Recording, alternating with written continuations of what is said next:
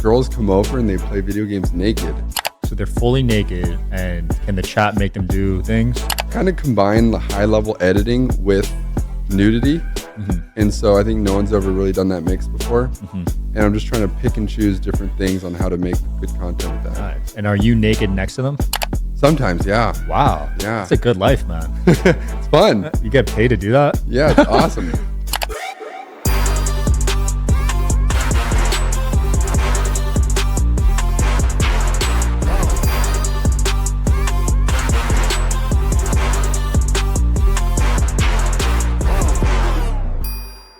Wherever you guys are watching this show, I would truly appreciate it if you follow or subscribe. It helps a lot with the algorithm. It helps us get bigger and better guests, and it helps us grow the team. Truly means a lot. Thank you guys for supporting, and here's the episode. Welcome back, guys. Got an interesting guest for you guys today. Professional esports player, Michael Kurylo. How's it going? It's going pretty good. How are you? I'm good, man. I'm good. You playing 15 hours a day still or not? Not anymore, but those days were definitely fun. Yeah, super nerd days. How many years did you do that straight? Oh boy. I did 15 hours while I was in high school too, but Wow. I just slept more and went to high school late. That's impressive in high school, because school is like 8 hours. Yeah. I mean, I showed up for like probably 4 of the 8, but Okay. yeah. And they didn't care? They did. I got yelled at. Your parents didn't care? It got yelled at by them too. All right. Life of a pro gamer, huh? Yeah, it's lots of video games. Weird thing about gaming is you'd think a lot of them would be fat because they sit all day and eat, but a lot of them are skinny. I think it's like an unhealthy skinny though. Yeah, too skinny, right? Yeah. I was like 50 pounds underweight also. Yeah, I'm trying to put on some weight, going to the gym now. It's tough though, man. When you're tall and lengthy, like to put on weight. Yeah, putting on weight's hard. You got to just shovel your mouth with food over and over and over. And Yeah, I'm struggling right now because I'm 6'6", 170. Oh yeah. What are you?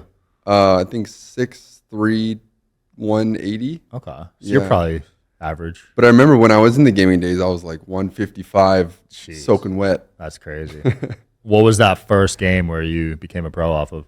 It was League of Legends. I mean, I played Halo pretty seriously, but I wasn't crazy good or anything. I got on like a team or went to an event, didn't do anything crazy, but League of Legends was the big one where it kind of just took off. Were you naturally good at that game, or it just took years of?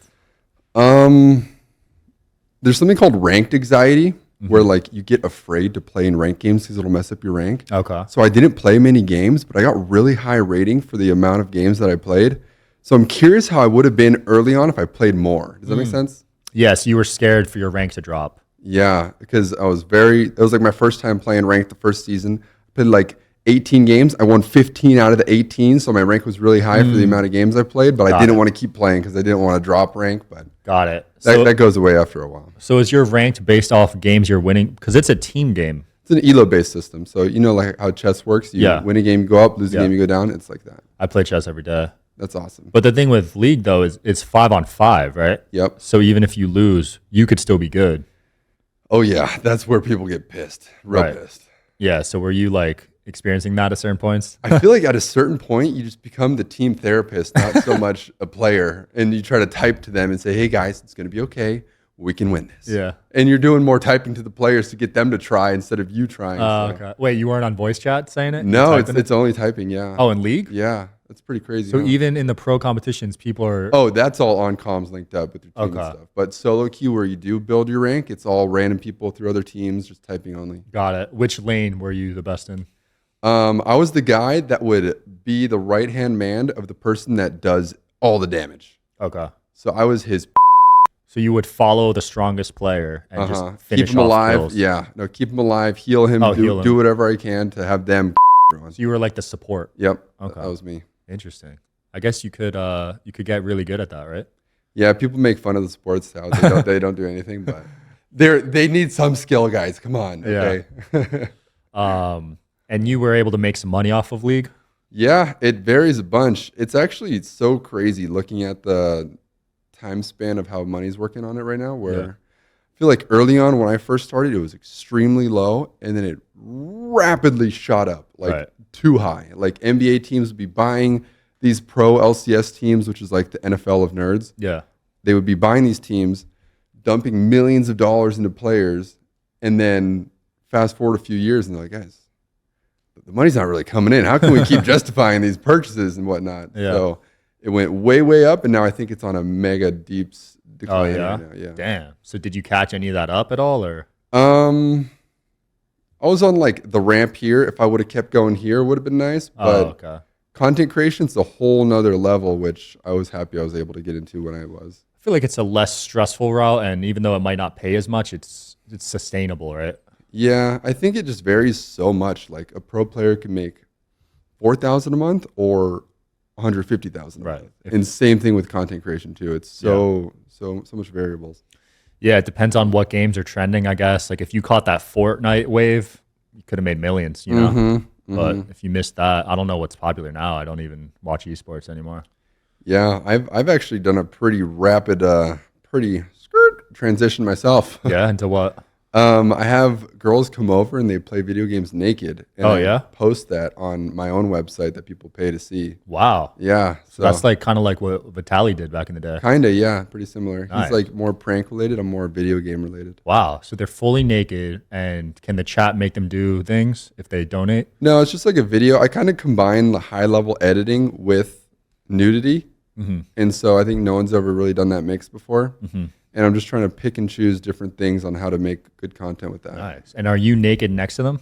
Sometimes, yeah. Wow. Yeah. It's a good life, man. It's fun. You get paid to do that? Yeah, it's awesome. So it's your two favorite things, video games and girls. You found a way to combine them, right? Yeah, I mean, I think I forget who it was, but they were like, whatever life you want, just make a business around of it, and it'll happen. It'll be great. That's sick, man. And a lot of these gamers, they're kind of nerdy, but you're able to still pull some girls, it looks like. That's cool. Yeah, it's fun. Just, I think a lot of girls think I'm kind of unique, where like a nerdy gamer with some confidence, they're very confused. I don't think I've ever seen that. I can't think of any gamer that has IRL confidence, like with girls especially. Yeah, it's How did you build that, I guess? Was it natural or just striking out so much that you just got confident? I think when you just do what you love and you get successful at it, it kind of puts like a chip on your shoulder almost, and it kind of gives you a layer of confidence. Right. I mean, been going to the gym a little too recently. That helps as well, but For sure. yeah. Yeah, I back when I was nerdy, I didn't pull any girls, man. To be honest, when I I was think gaming. that's the story of everyone. Yeah. My high school was basketball, video games, nothing else. Yeah. Oh, you could hoop? Yeah, a little bit. Okay. Yeah. I mean, even that itself, basketball team and playing video games, that's a rare combo. You're different, man. I would have, I was in like the pro league at the time in my high school. Damn. And I was on the basketball team, and I would have Asians walk by me, and they would walk by me so slow like this. Because they would recognize me from seeing me playing online. Yeah. But they wouldn't put two and two together because like I'm on a basketball team. I don't look like I'm on a professional gamer That's team. unheard of. So they go, Bunny? Like looking like I'm like an alien or something. Yeah, that's wild. What position were you in basketball? Probably like a forward, not center, but not Power forward? Yeah. Yeah, because you're like 6'3", you said? 6'3", yeah. Yeah, that makes sense. You still play or no? I want to more, but I'll bring you to Lifetime. oh heck yeah. Yeah, they let's play do on the it. weekends. We'll do it. So what games are like making the most money, I guess? Is it still League of Legends right now? Like I said, it's in a difficult spot right now. I feel like for investors, they love dumping. Oh my god, they dump money into it. I remember. But at a certain point, they're going to want their money back, and sponsors are having a tricky time right now getting their money back. So, I think it is it true. Do you know how about NBA teams? How like you make money off of you buy a team and you lose money every year, but you sell that team 5 years later. That's how you make your money. Is that kind of how that works for owning an NBA team? I don't know, but my buddy just sponsored one of them, and it was like $15 million a year just to have a patch on the jersey. So I'd have trouble believing they would lose money. I think where owners are making money is through that model, which is the weirdest model in the world. Wow, I didn't know that. You buy a team, you operate at a loss, and then you sell it down the road for more money. You know what? It might be true because they pay the players so much money, like $150 million a year, right, or something crazy. But that's like such a weird and risky way to make money. It seems it's ridiculous. It does sound weird on paper, but over time, NFL and NBA teams have gone up. I know. For now, it's good, but there might be a plateau, right? Yeah, I wonder when that's going to be. I mean, I think we might be seeing it now in esports because I think a lot of the ways that NFL teams and NBA teams, they make their money is obviously through ticket sales. Yeah. Right. and broadcasting rights. Do you know it's like $600 to buy the NFL package to watch every game? You serious? I did not know it was that much. I just watched the highlights on YouTube. Right? Yeah. So esports doesn't have that angle in to make money right now, where everyone will watch it for free. It's great. It'll get a bunch of millions of viewers, but no one's willing to throw down some cash to watch the game. They don't have a network deal. Yeah. So that's what they need probably to get to the next level. And I don't know how they're going to get that. Viewers. So if they have the viewers. They have the viewers. Is it enough to get a TV channel, though, to pay them? You know what I mean? People love watching it for free, but they're not willing to put some cash down to watch it. It's kind of like those boxing fights that everyone illegally streams, like the Jake Paul fights. Yeah. Yeah, because people are smart and just go on Reddit and find a link or whatever. So what's your theory how to fix that? They're going to have to start with some, I think they take the Impractical Jokers route. They go to some network no one's ever heard of. I'm not trying to throw shade on that network, but they go that route, prove the concept out, become the best show on that network, and then they'll have some negotiation power to get on like ESPN or something. You know what I mean? I think everyone was so excited for like gaming's the next new thing, but then they put it behind these paywalls, and people are like, not that interested, but they're interested when it's free. So it's a weird mix there. Yeah, they're gonna have to figure it out, man. But I was addicted on watching Fortnite videos for I'd say like a year straight back during that peak. Oh yeah, it was fun every morning watching Tfue, Ninja, or whatever. I still love that game, to be honest. I mean, I have such an addictive personality. I know I should not start playing it. Let's play basketball and Fortnite all day long. Basketball, I don't mind playing. Why? Because it's healthy? It's healthy and it's fun and it's competitive. But yeah, with video games, you got to be careful, man, because you could get lost in the sauce. Oh, yeah. Yeah. I mean, you got out of it, which is cool to see, but some people, their whole lives. I think that's why a lot of pro gamers got good. They just got addicted to the game. Yeah. And they fell in love with it. Yeah. It's crazy to watch how calculated they are. You ever see those speed runs on YouTube? Oh, yeah. Those are hilarious. Those are to the T. Dude, one mistake and it's over. Yeah. I think some stat that some people, the viewers might find interesting is what's like the prime age for an NFL player, you think? Probably like 24. Like, is there a range or just straight 24? Let's say low 20s maybe. For pro gaming, the prime is about like 17 to 19 or 20. Oh, yeah? Isn't that crazy? That's young. That's young. Yeah.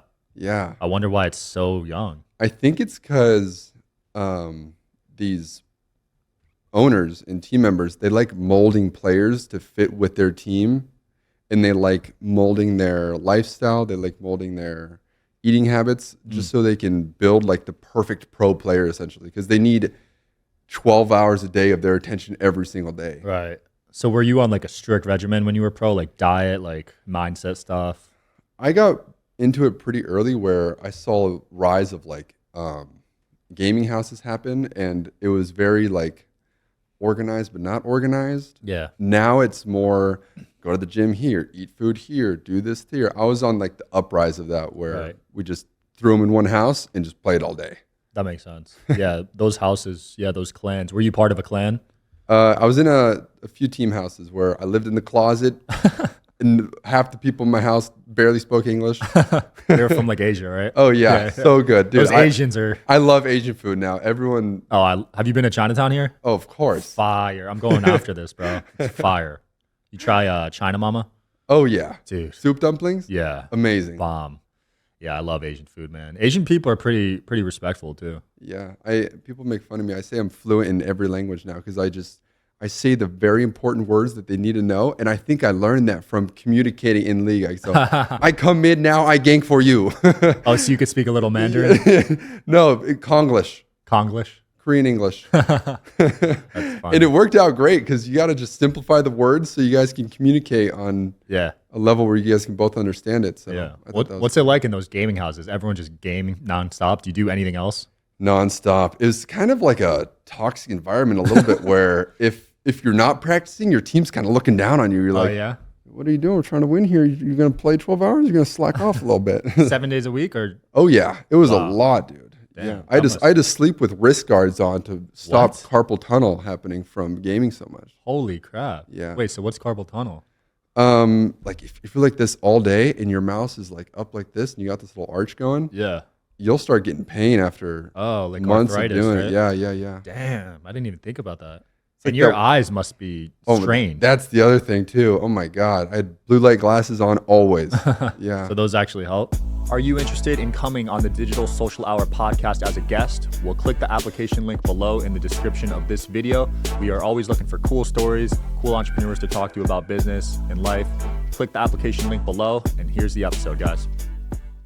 They help me, yeah. I always buy them, and I'm too lazy to put them on. But I have some people have hit or miss comments on those. Yeah, I like them. Maybe I should start. I mean, blue light is pretty bad for you, especially 12 hours a day. I mean, put on Flux. I don't know if you guys have heard of that. Like turns your screen like I got orange. that on the Mac, right? Yeah, that helps a lot. Yeah, I got that. So when you retired, was it by choice or you just kind of just happened? So there's a situation where I was on a team for a while, the starting player. I went to probably one of the biggest teams in the league, and then they brought in a substitute to like switch time with me to like I'll play some games, he'll play some games. Yeah. And then they ended up making a decision to go full time with him. Okay. And being on one of the top teams, it's nice because any of the bottom teams will want you on their team. Yeah. But going from having like a family of 5 other players, 6 other players, a coach that you see all day, every day, you interact with them, you eat with them, and then being ripped out of that after a year and just placed into another one, it's a lot. It's like, what the, my world just flipped upside down off a drop of a hat. So one of my teammates was huge in content creation, like one of the biggest Twitch streamers. Yeah. And so I said, do I want to join one of these other teams that are willing to pick me up? Because when you come from a top team, other teams love to pick you up. Or do I want to try this content creation route? So I was like, dude, I don't know if I want to go down this route of just like re-plugging myself into different teams, different environments, and it being the most stressful thing in the world because you play bad for 2 weeks and boom, you're gone. Wow. So that's where I decided. I'm like, you know what? I'm going to go full-time Twitch, and I have someone who's able to mentor me, help me, give me viewers. I mean, his stream schedule was about like 6 p.m. to midnight. So I would actually fire it up at 11 p.m. and stream all throughout the night till like 10 a.m. Damn. After he would send me 20,000 people every single night to just watch me to boost up. Wow. That's dope. Oh, yeah, because you could, it's called a raid, right? Yeah. Host, raid. Wow, whatever. so you'd pull an all-nighter. Oh, yeah. Damn, so you're nocturnal. Just to help fit that schedule to get whatever kind of eyeballs I could. Wow, so you were willing to just sacrifice your whole schedule to get to that next level. That's cool. Damn. Nocturnal, man. I think starting out in content creation, you have to pretty much dedicate your life because if you're going to build a community, whether it's on stream, you got to be live for people to be there. You know, if you're not live, they're not interacting with each other and building that community. And that's kind of why I turned away from streaming in general, is because it is such a grind. I get people come to me all the time. They're like, "Buddy, should I start streaming?"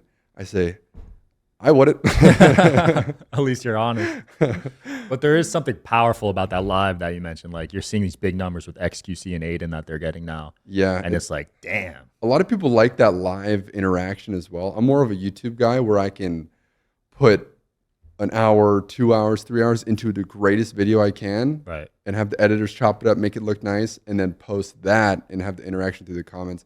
Just because, like I said, on stream, it's still a 7-day-a-week job. I feel like if I leave for 2 days, I'm like, oh my God, I'm going to come back and my life's going to be over, you know? Yeah. But with YouTube, you can get a little ahead. You can post videos over a certain amount of time. And I like it that way a lot. No, I know what you mean, that man. Whenever it feels like you have to do something, like it feels like a job and you don't have control over it, I don't like that feeling. And I'm kind of dealing with that now with sponsors, and they're like, yo, I need this up by a certain date. And I'm like, it's kind of feeling like a job now, you know? Yeah. So I like to be more low key. I mean, made my money now, just want to have fun at this point. Nice. Sounds like you're in a similar situation. Yeah, I was lucky enough to have a friend where when I was doing the 10 hours of streams every single day, he hopped in a call with me and he said, buddy, you're doing it wrong. He showed me he made $100,000 on YouTube in 1 month. Damn. And I was like, well, I guess I'm a YouTuber now. This streaming thing, I'm over it. $100K in a month is crazy on YouTube. Yeah. This was years ago, right? Yeah. So I think that just gave me the blind faith in myself to just dump everything into it and try to get to that level of success by just trusting him that he got there. I could ask him any question I want, whenever I want. And it ended up working out pretty well myself too. So that's where, whenever I was on stream, I was like, guys, the live content's the boring stuff. Go watch this and just send them all to my YouTube. That's dope. Sounds like having a mentor, having a friend there that had experience really helped you. Oh yeah, Cool. I think often you just need that little like confidence boost or push or whatever it is, even if they're not even giving you like a day by day, like step by step. Just knowing someone else did it that you know is all you need really sometimes. Huge. Yeah. I saw one clip of you. Is it true you had 30 computers in your house? That's like the meme. I think it's about 20. But Okay, that's still insane. And they're all gaming ones? yeah. Dude, that's like 20 G's. You right? want one? I'm down. Okay. I need to hear why and how this happened though. I had a lot of people helping me at one point, which ended up in not the best situation. Definitely a big learning lesson there. Okay.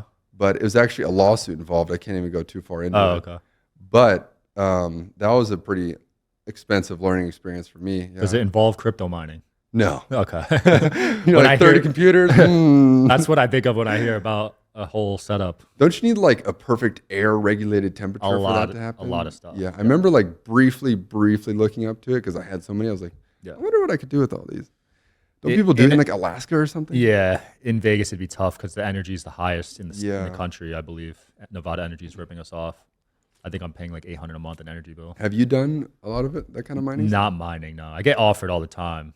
Our friend Todd probably gets offered it too. I mean, it's something that's there, but yeah, I always thought that was super interesting. it is. But I feel like we're too late now. If you did it, like I know 8 you years probably ago. talked to so many people that were like the first to the. Dude, I had this kid in my high school. Everyone made fun of him, and I'm like, yo, this is kind of interesting. You're like, crazy until you're a genius. yeah, That's how and it now he's a goes. millionaire. He was mining in high school in 2014. Oh my Yeah, god, off his just one computer at home. I think he might have had two, but that's he ended up awesome. making millions off that. I mean, you do so many podcasts here. What are some of the other crazy stories you hear of, like the first in line to make the millions? Yeah, I mean, there's a lot of crazy ones, man. These girls are making $1 million a month. Yeah, it's. I mean, there's a ridiculous. midget making 20 million a year.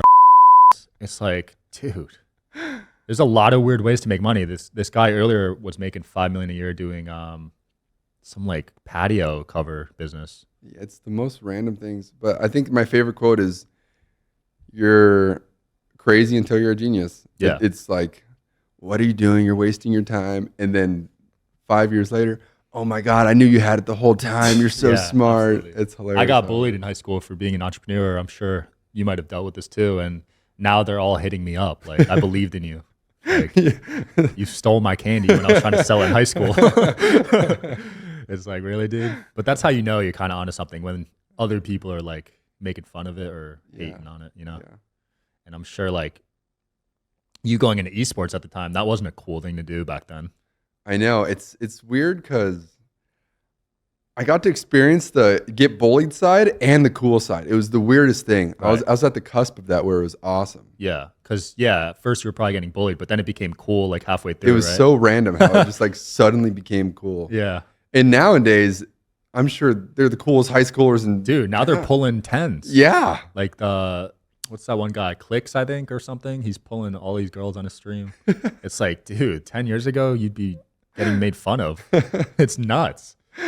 And that's kind of how like entrepreneurship in general is, right? Because now it's cool to start your own thing. But back then you were like, you're not getting a job. You're not going to college. Yeah.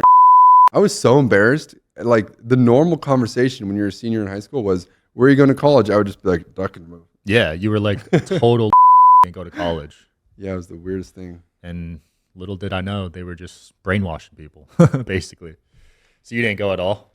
No, thank God. I hated school. That was the worst. Did you graduate high school? Barely, yeah. Yeah. Like a 1.8? I would rank up my friends in league, and they would like help me cheat on tests. I had the coolest systems of cheating too. I'll share this with anyone. So I was lucky enough. My friend had a last name that was right behind me, like with a numerical letter or whatever. Yeah. And so, here, put your feet out. You guys can't see what we're doing, but for number 5, he would tap my left foot 5 times. Yeah. And then tap this foot 3 times. For number 5 is C. Smart. And so I would just be sitting like this the whole time. He's tapping my feet, giving me every answer. I didn't even look at any question. That's genius. And I couldn't get too good of a score or else the teacher would know. So he would give me like an 80 or 85, 75, depending on how hard the material was. That is the most brilliant thing I've heard of. I loved it. Yeah. Yeah, that beats my technique, which was those see-through binders. You remember those? Like with, I think so, yeah. Yeah, so you couldn't see the paper unless your shoe was like on it. So every time I needed to look at the notes, I would press. You were one of those water bottle kids, huh? Where you like unravel? That was a good one too, but people caught on to that. Yeah. Kind of had to adapt. I never got caught cheating though, which was good. I didn't do it often. I feel like this sounds weird, but I feel like I learned more through cheating in school than actually learning the quizzes, because you would get thrown so many curveballs on. Yeah. Okay, you know when they would have like 4 different type of tests and you couldn't cheat on the person next to you? Yeah. You got to think outside the box, and you got to like go grab a tissue and do a little peek over there. Yeah. You got to really get creative with it. Yeah, they did that with the SATs, and I was pretty upset when they announced that one. I actually started like looking at their number 17 and be like, oh, that's my number 7. Okay. that was a good one. Did you even take the SATs? Because no. You didn't go to college. That was a big one for us. Yeah, I think those are really hard to cheat on too. I would have been really hard because a lot of it was writing. Yeah. And then the year after I graduated, they removed the essay part. I'm like, seriously, dude? was the hardest part. Man. And then college writing 5-page essays every week. You didn't have to deal with that. You're lucky. Oh my God, it sounds miserable. Yeah. But if anyone has any interesting ways on how they want to learn how to cheat on tests in school, I got you. I'll give you all my techniques. DM Michael, guys. And if you get caught, don't snitch. It's all my fault. So where do you want to take everything? Are you going to continue with the content you're doing now, or you want to do some new stuff? I'm having a fun time doing the Buncensored stuff. Buncensored.com, that's where I post like the naked girls playing video games and whatnot. That's super fun. And whether it makes $1 million a month or $10K a month, I am super happy doing it. I am enjoying it right now. I think it's so much fun. Where if you're lucky enough to be able to put yourself in a position where you can do what you do without it feeling like work, boom, you're in there. Yeah. But I know the kind of money that you make from it, it doesn't last forever. Whether it's YouTube, content creation, streaming, or whatever. So I pretend like I make $1,000 a month, eat food, love food. That's where all my money goes. And then I just dump it all into real estate because it's more of a forever thing. Nice. So you live frugally and you're just buying up houses? Yep. Cool. In Vegas or? Yeah. Nice. I think it's cool how so many things are coming here. I think it's awesome with yeah. NFL teams, MLB teams, NBA teams. That's just like everything coming here. I just see the money signs in my head. I'm like, wow. Yeah, man. All the big conferences are here, events. I think TwitchCon is next month. I mean, there's always popping things here. Airbnb is going to be my next project. So they're actually strict with that in Vegas. Did you know that? Yeah, it's really bad. Yeah, like apparently you can't have within, I think, 500 meters or something. There's so many rules and regulations. It's nuts. So my friend just did one and it's been a total so just be prepared for that. But yeah, if you do find the right properties, it's good cash flow for sure. Yeah, I'm excited about that. So you're just sitting on the houses right now? You're not doing anything? They're all long-term rentals. So it's nice, like low passive income, but it's nothing crazy. But passive income, $1 from passive income feels like a better than $100 from earned income to me. So right, because you just wake up and it's there. Yeah. Yeah, I feel that. Well, dude, it's been super fun. Anything you want to close off with or promote? If you guys want to watch the nerd side of me, it's Bunny Foofo on YouTube. If you're into League of Legends or TFT, if you want to watch the crazy side where girls get naked and play video games, it's buncensored.com. That stuff is fun, awesome. Hopefully I'll see you there. All right, thanks for coming on, brother. Heck yes. Yeah, let's get some Chinese food. Oh my God, Asian food all day, dude. I'll be there in 10 minutes when you text me. All right, let's do it. All right, guys, catch you later. Peace. Adios.